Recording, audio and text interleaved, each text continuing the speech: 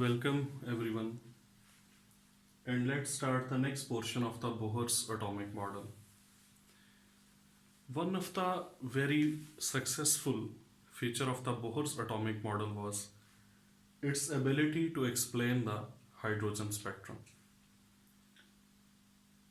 Basically, how hydrogen spectrum is produced and how Bohr explained it. Let us discuss it. Suppose that we have a glass star tube in which hydrogen gas is enclosed. When we will apply a very high voltage, and usually this voltage is of 5000 volts, what this high voltage will do, it will break the hydrogen molecules into the highly energetic hydrogen atoms. The covalent bond between the two hydrogen atoms that will be broken down, and now the hydrogen molecule will be changed to the highly energetic hydrogen atoms. Further, what will happen? Now the electrons of these energetic hydrogen atoms, they will absorb energy from that high voltage. And when they will absorb energy, what will happen? Excitation of electrons. Because the electrons present in the different hydrogen atoms will absorb different amount of energy. So the electronic transition in different hydrogen atoms, that will be different. In some hydrogen atoms, the transition will be from first to 10th orbit, from first to 7th, from first to 8th.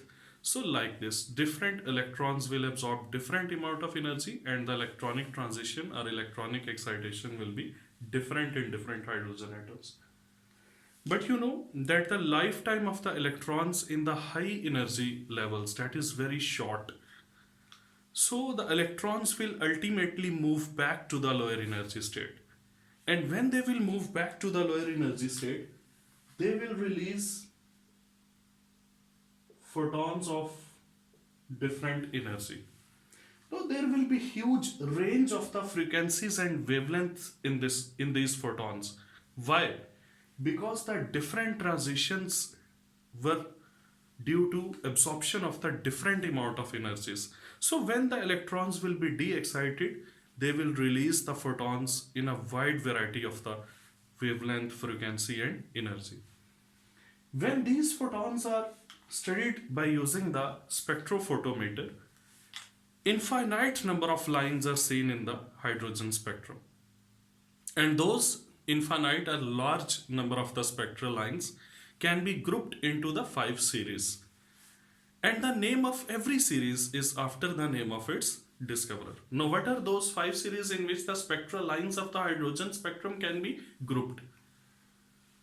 The first one is the Lyman series, then the Balmer series, Paschen series, Brackett series and the Pfund series. These are the different series of the hydrogen spectrum consisting of spectral lines, and these series are named after the person who studied them. How these series are produced, or what is the origin of the hydrogen spectrum? Actually, how the Lyman series is produced? The Lyman series is produced when the electron from any higher energy level moves to the first energy level. I have shown the different energy levels here from first to 8th, and then I have shown that when you will move even away from the nucleus, there will be an infinite distance. And you know, the infinite distance is the distance where there is no force of attraction on the electron, and that electron is now the free electron. And that free electron has maximum amount of the energy, which is equal to the 0. So a free electron at its rest has 0 energy. If electron moves from 8th to 1st, 7th to 1st, 6th to 1st, 5th, 4th, 3rd, 2nd to 1st, then the series which is produced, that is the Lyman series. How the Balmer series is produced? When the electrons are de-excited from any higher energy level to the second energy level. Obviously, there will be gradual de-excitation of the electrons. If an electron is moving from 8th, it will move first from 8 to 7, it will release a photon of energy. Then 7 to 6, again it will release some photon of energy. 6 to 5, 5 to 4, 4 to 3, 3 to 2, 2 to 1. So when it will change its energy level, it will release some photon of the energy. So when an electron jumps from 7 to the first, it will release some photons, and those photons with respect to their wavelength, energy and frequency, they will fall in the Lyman series. Paschen series, from any higher orbit to the third orbit, or from any higher energy level to the third energy level, this de-excitation produces the photons in which range? That is the Paschen series. Now how the bracket series is formed? When the electrons are de-excited from any higher energy level to the fourth one, and when the de-excitation of electron takes place from any higher energy level to the fifth energy level, then the photons which are released, they make the Pfund series.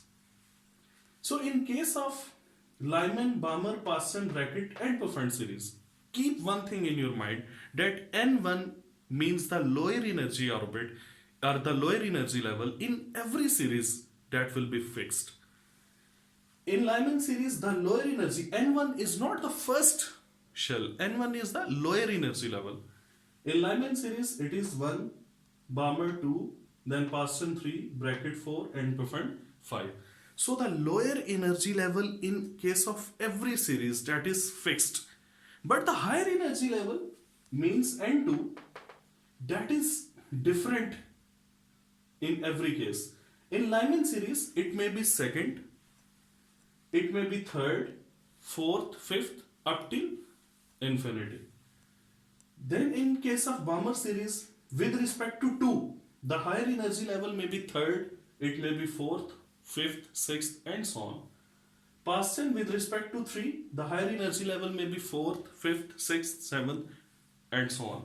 Similarly, in case of bracket and Pfund series, the higher energy levels, they may be in case of bracket series from 5 to onward, and in case of Pfund series from 6 to onward. So basically, this spectrum of the hydrogen that I have discussed with you, that is the atomic spectrum, because the hydrogen atoms are produced due to the breakage of the hydrogen molecules. Covalent bond is broken and the hydrogen atoms are produced. Now this excitation of the electrons is taking place in the hydrogen atom. So this is the atomic spectrum of hydrogen basically. Now whether it is emission or absorption spectrum. So what kind of radiations you have studied? Whether you have studied the absorbed or emitted radiation. When the excitation of electron took place, then the electrons moved back to the lower energy level and the photons of different energies were released.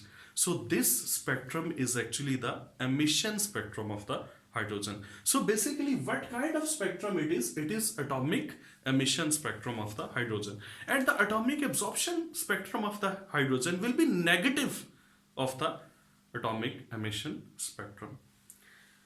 Now, there was a formula which was derived to calculate the wave number or the wavelength, frequency or the energy of the different spectral lines which were present in the different spectral series.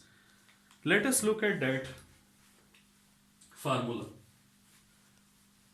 As we have already discussed from the Bohr's atomic model,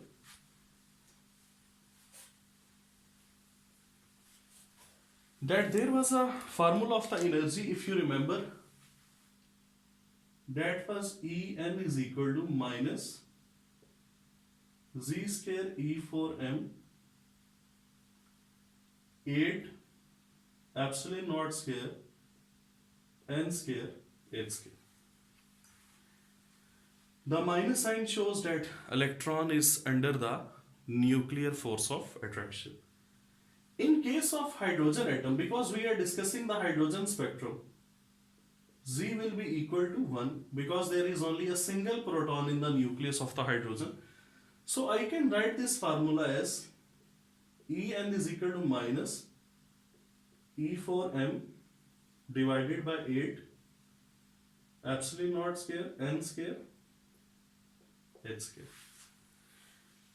Because we are talking about the de-excitation of the electron from higher energy level to the lower energy level, so suppose that in case of lower energy level, energy is E1. E1 is not the energy of the first orbit, that is the energy of the lower energy level. And in case of every spectral series, this lower energy level is fixed.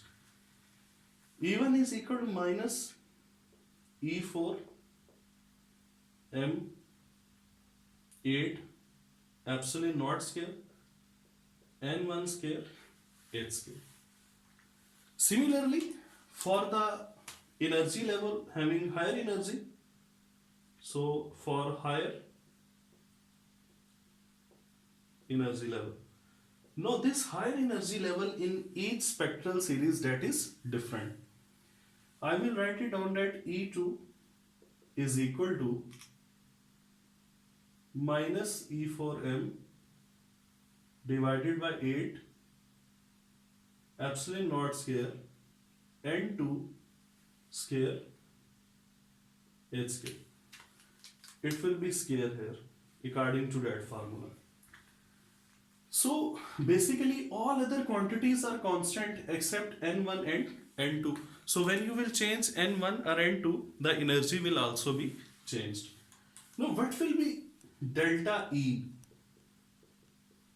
Delta E will be E2 minus E1, or I can say delta E will be minus E4M 8 epsilon naught square and 2 square H square minus E4M 8 epsilon naught square and 1 square H square.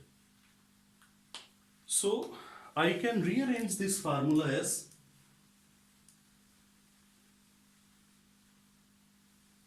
now look at this formula. This one is minus and I will also place negative sign here. Minus, minus, and E1 is also negative, so the negative sign is placed. Negative, negative, it will become positive, so this quantity will be written first. We are just rearranging this formula that delta E is equal to E4M 8 epsilon naught square N1 square H square minus E4M 8 epsilon naught square N2 square H square. I have just rearranged this formula that the positive value is written first and the negative value is written after it. Now let's take common out of it. E4M over 8 epsilon naught square H square, that is common factor, and which is variable, that is 1 over N1 square minus 1 over N2 square. Now as you know that in case of, from Planck's quantum theory we know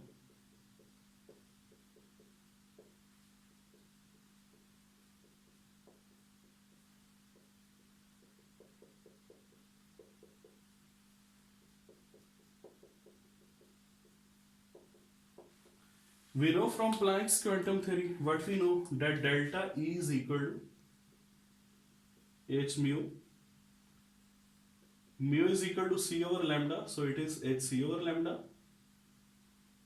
And 1 over lambda is equal to mu bar, so it is hc into mu bar.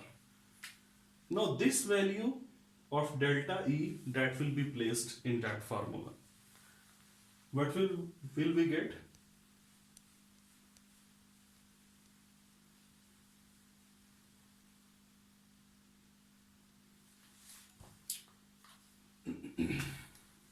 We will get delta E Now place this value of delta E here. It will be hc into mu bar. That is equal to E for m 8 epsilon naught square h square 1 over n1 square minus 1 over n2 square. What will be mu bar?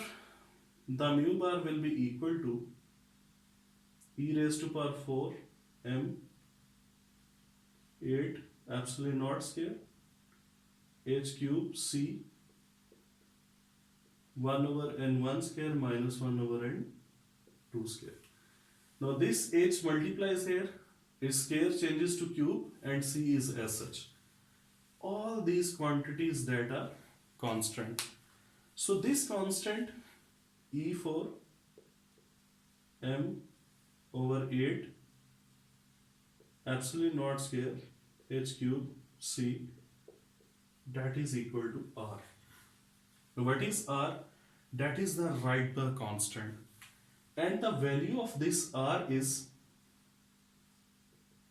1.09678 into 10 raised to power 7 per meter.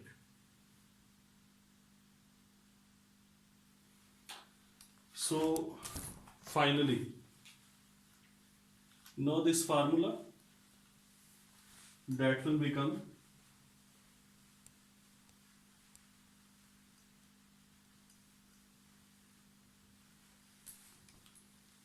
mu bar is equal to,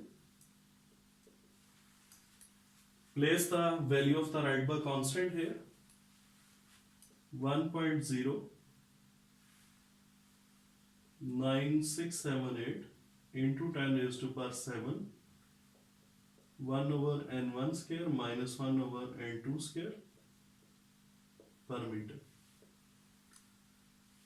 So this one is the final formula from where you can easily calculate the wave number of any spectral line which is present in any spectral series of the hydrogen spectrum. Suppose I am giving you an example that in case of Lyman series,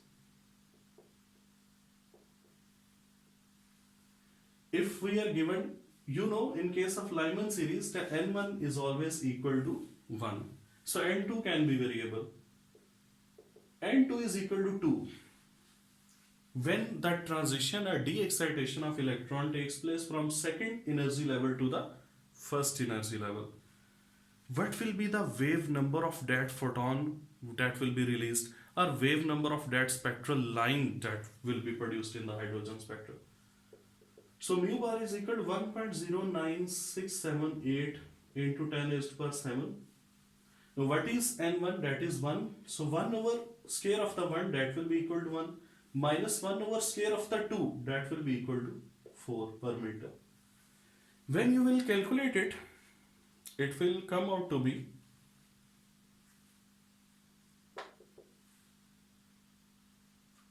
82.26 into 10 raised to power 5 per meter. Similarly, in case of any spectral series, if you are given the value of n1 and n2, the value of n1, even it is not given, we know that it is fixed for every spectral series. If the value of n2 is given, we will put the value of n2 and we can find the wave number. Now suppose wave number is not required. The required is to calculate the frequency or wavelength. So if the wavelength is required, wave number is equal to 1 over lambda. So what will be lambda?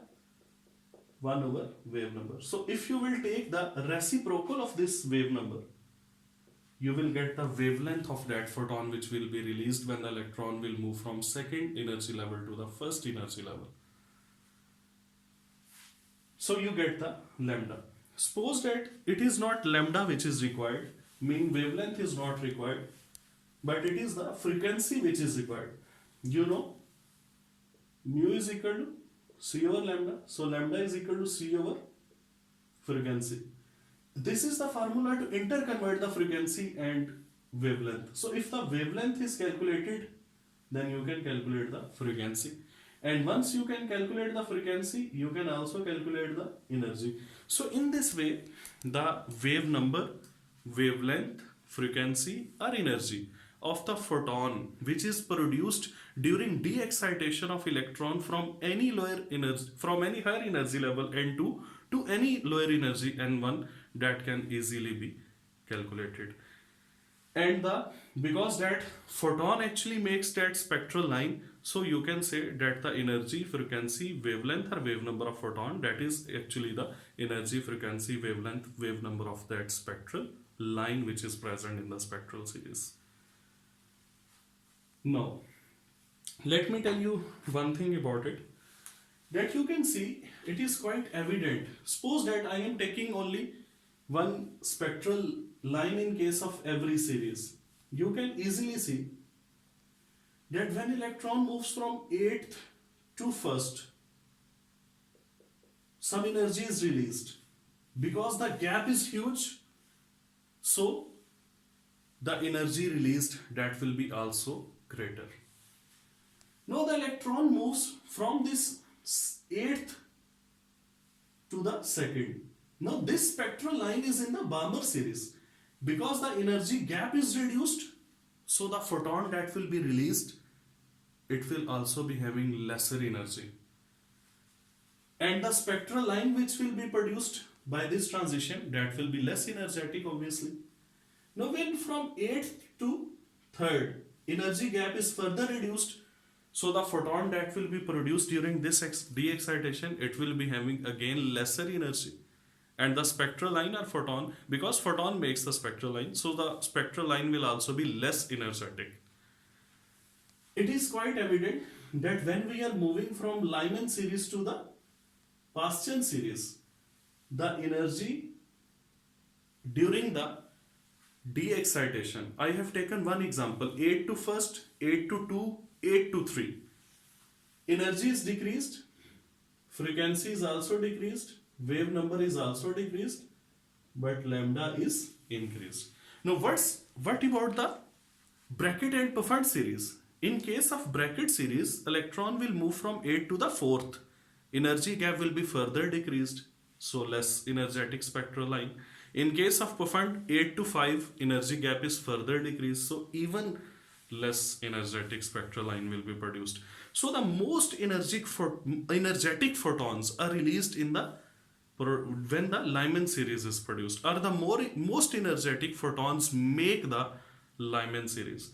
Then less energetic make the Bohr series. Even less energetic make the Paschen series. So when we move from Lyman to the Pfund series, energy, frequency and wave number gradually decrease, but the wavelength actually increases. That's why we say that the Lyman series, it lies in the this Lyman series lies in the UV region. Bohr series lies in the visible region. Paschen series and bracket and Pfund, these three series, they lie in the infrared region. So you can see that from ultraviolet to visible, then from visible to infrared, the energy is gradually decreasing and the wavelength is gradually increasing. So the only portion of the hydrogen spectrum which is in the visible range, that belongs to the Bohr series. So that was the origin and that was the calculation of the energy, frequency, wave number of the different spectral lines in the different spectral series of the hydrogen spectrum. One thing which is very important, listen it very carefully, that whenever the transition takes place from infinite distance to n1, mean if n2 is infinite, n1 that can be 1, 2, 3, 4 or 5. If it is 1, it is Lyman series, 2, Bohr, Paschen, bracket and Pfund. And if n2 is infinity, then the line which is produced in any spectral series, that will be its limiting line. I am giving you one example that if we are required to calculate the wave number of the limiting line of Lyman series, what will we do? Wave number is equal to 1.09678 into 10 raised to power 7 1 over n1 square minus 1 over n2 square per meter. In case of Lyman series, n1 is 1, so 1 square, that will be equal to 1 obviously, minus 1 over infinite square, because n2 is infinite, because we are discussing actually the movement of a free electron into the first orbit. So you know 1 over infinite, that will be 0. So 1 over 1, that will be 1. 1 minus 0, that will be equal to 1. So if you will multiply it with 1, the wave number will be 1.09678 into 10 raised to power 7 per meter. This one is the wave number of the limiting line of the Lyman series. If the limiting line of the Bohr series is required, you will just change this n1, that will be 2, n2 will remain infinite, Paston 3 infinite, bracket 4 infinite, profund 5 infinite. So you will get the wave number of the limiting lines. The visible series is the Bohr series, but the limiting line of the Bohr series, when we calculate the wave number of the limiting line of the Bohr series, that actually lies in the ultraviolet region, because that transition is again highly energetic. So this was the concept of the limiting line in case of the hydrogen spectrum. Now this spectrum should be line spectrum. Line spectrum means the spectral lines must be separated by a certain distance. And yes, this is line spectrum, because the spectral lines are produced due to de-excitation of the electrons between the energy levels. When there is a gap between the energy levels, so there must be gap between the spectral lines as well. So this spectrum of the hydrogen is a line spectrum, and what we have discussed is the line emission spectrum of hydrogen atom. This was about the Bohr's explanation of the hydrogen spectrum for the FSC students.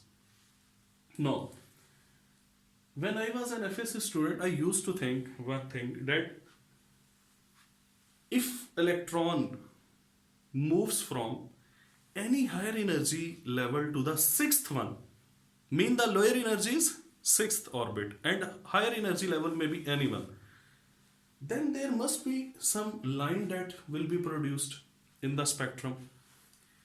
So this line will fall in which spectral series? Means electron is de-excited from any higher energy level to the sixth one, because up till fifth we have discussed profound series, but if in sixth, then which series is produced? This series was actually discovered in 1953 and by Humphrey, I think so. I do not remember the exact name, but it was Humphrey, I think so. And that series was called as the Humphrey series, from any higher energy level to the sixth energy level. Then if electronic transition takes place from any higher energy level to the seventh, then from any higher energy level to the eighth, then from higher energy level, any higher energy level to the ninth. Now these spectral lines will also fall in some series. Yes, they do fall in series, but these series are not named so far. Why? Because number one, the energy that is produced during that transition from any higher energy level to 7 to 8 or to 9, that energy is very much less and the wavelength is very huge. So that wavelength is not in our consideration. And one thing more, that these transitions, listen very carefully, these transition from any higher energy level to the 7th or to the 8th or to the 9th, these are very rare. That's why the lines which are produced during those transitions, they are very faint in the hydrogen spectrum and we do not give them as importance, as much importance as we do give to the Lyman, Balmer, Paschen, bracket, and Bufford series. So do not get confused that only transition takes place from any higher energy level to the fifth. Transitions do take place from any higher energy level to the sixth, to the seventh, to the eighth, to the ninth, and these spectral lines are also produced. But we do not consider those spectral lines because of very high wavelength of those photons which are released, and because these transitions are very rare, and the lines, spectral lines in the hydrogen spectrum, they are very faint. So it was about the hydrogen spectrum. Now the last portion of the Bohr was the shortcomings of the Bohr's atomic model.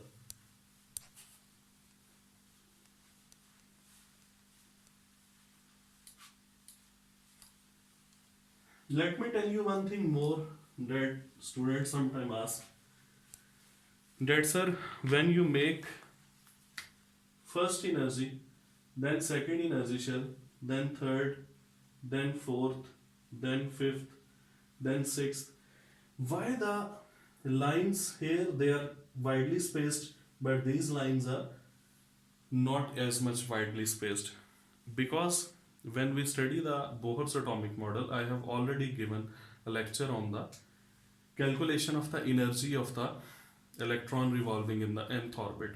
So from that we know that E5 minus E4 is less than E4 minus E5, that is less, sorry, E5 minus E4 is less than E4 minus E3, that is less than E3 minus E2.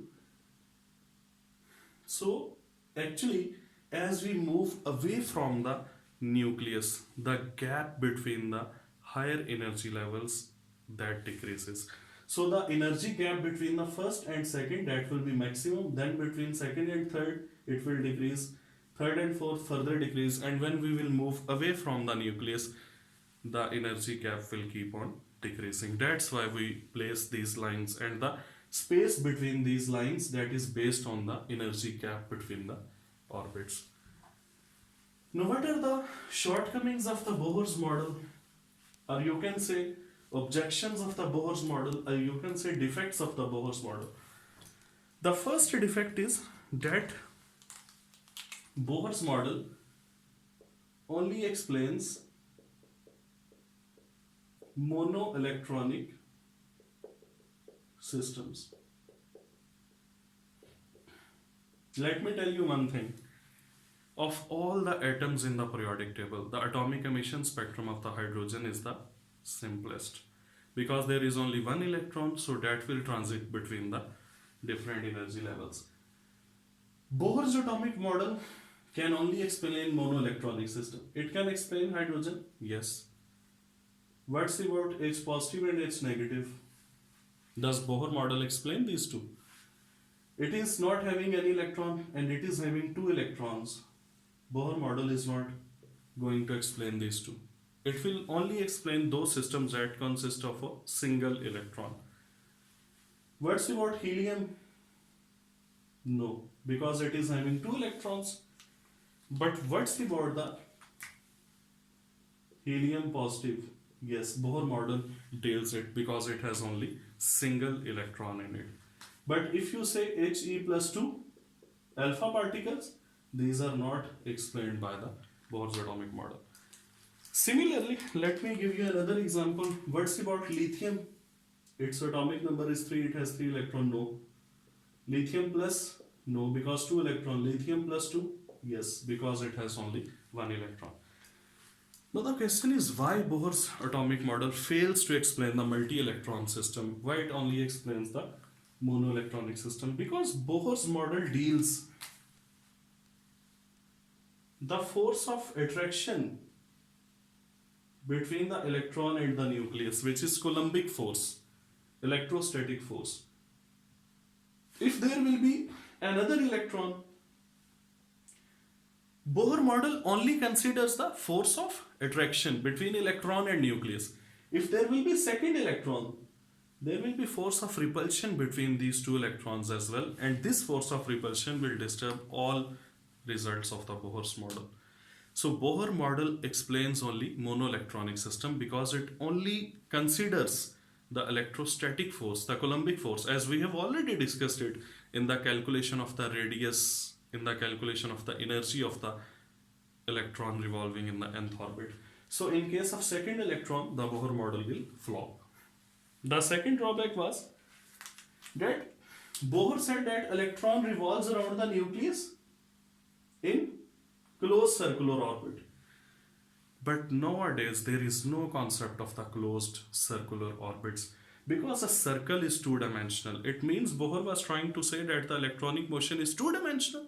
No, nowadays we know that the electronic motion is three-dimensional. And nowadays the concept of circular orbit, that is not given as much importance because all these assumptions of the circular model and like these days were based on the classical mechanics, but today we already know, and you people also know, that we deal the wave mechanics actually.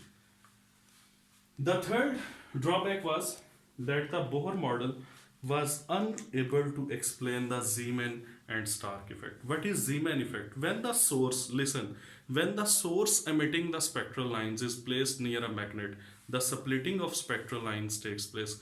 This is called as Zeeman effect. Why this splitting takes place? Bohr model could not answer it. And when the source emitting the lines is placed near or in an electric field, again the spectral lines are splitted into the number of lines. And why this splitting takes place, Bohr model could not answer it. The last one was that when the spectral lines are seen through the high resolving spectrophotometer, then we see that each spectral line further consists of some small lines which are called as the fine structures or multiple structures in the study of the spectrums. And what these fine structures and multiple structures mean, it was again not explained by the Bohr's model because still the Bohr's model there was no concept of the subshells, there was no concept of the orbitals, there was no concept of the spinning of the electrons clockwise, anti-clockwise, and the production of the associated magnetic field with it. So all these questions they could not be answered without considering the idea of the wave mechanics, and the Bohr model was actually based on the classical mechanics. So it was quite evident that these questions could not be answered. It was further in the 1924 when the dual nature was studied of electron was studied by the de Broglie. Then in 1927 confirmation, then the idea of the wave mechanics was based on some solid basis, and the idea of the wave mechanics was explained on some solid basis. Then these questions, Zeeman effect, Stark effect, multiple structures, motion of the electron, three-dimensional motion, multiple electron system, then these were explained on the basis of the wave mechanics. I hope so that the concept of the Bohr's atomic model that will be quite clear to you people. And this was the third lecture or second lecture about the Bohr's atomic model. You are going to discuss its postulate, calculations, then the hydrogen spectrum, and finally the shortcomings of the Bohr's atomic model. Stay happy, stay blessed. Thank you so much. Allah Hafiz.